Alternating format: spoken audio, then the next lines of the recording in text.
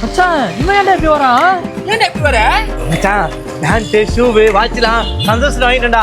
சட்டு மட்டும் குறா. ஏய் இருடா இருடா வீட்டடா. கரெக்டா இருக்கும்டா அது. கரெக்டா இருக்கும்டா. தேங்க்ஸ் மச்சான். நான் போயிட்டு வரேன்டா டேய். மச்சான் யாரா ஒரு மாதிரி தள்ளுது மச்சான்.